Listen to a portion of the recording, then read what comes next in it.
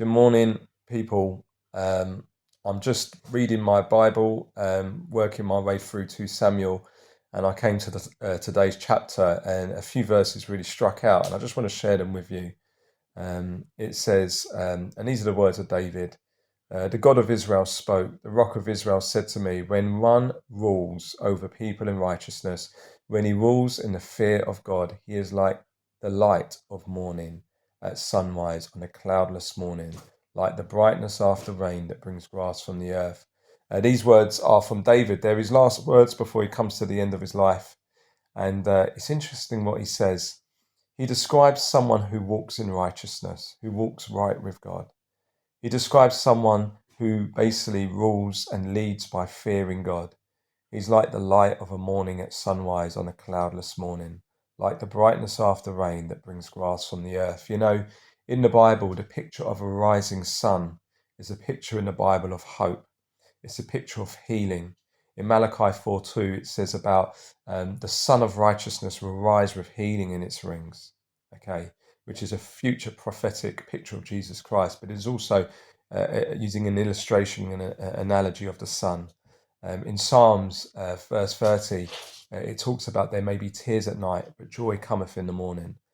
It's talking about that rising sun, the light. You know, when you go through trials, it feels like darkness. And then when that trial ends, it feels like the sun. Things are in colour again. It's like a picture of spring breaking through. And the one who walks in righteousness, the one who rules by fearing God, they are like the light of a morning, you know, and they bring light to people. They bring hope, they bring life. It's a beautiful picture. And yes, David is a ruler, but as believers, as Christians, in some way, we're all leading people.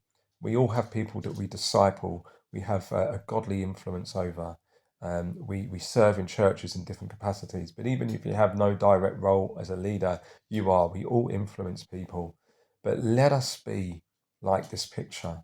Let us be to people, those maybe who don't know the Lord, who are living in darkness. Let's be that light.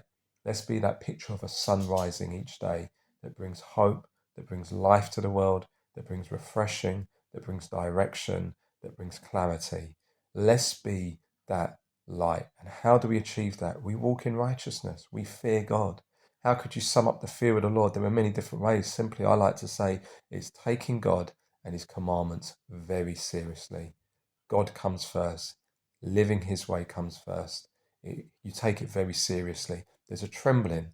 It's not a dread of God that you hide from him because it's based on a relationship. It's knowing who God is. It's knowing what he could have done to you, but he saved you at the cross of Calvary. And now you come to him and you delight in him and you rejoice in him and you fear him. You take him and his commandments very seriously. And if you're living like that, you are going to bring hope, you're going to bring light, you're going to bring life, you're going to bring clarity, you're going to bring refreshing to those that are in darkness in the body of Christ and to those that are living in darkness. This is the hope that the world needs, the local church, the people of God, the people that bring the kingdom through Christ the King. We are the hope of the world. So fear God, take God and his commandments very seriously, walk in righteousness and be that light. Be that light. The world needs it. Your family needs it. Your friends need it. Your enemy needs it. The church needs it. Be blessed.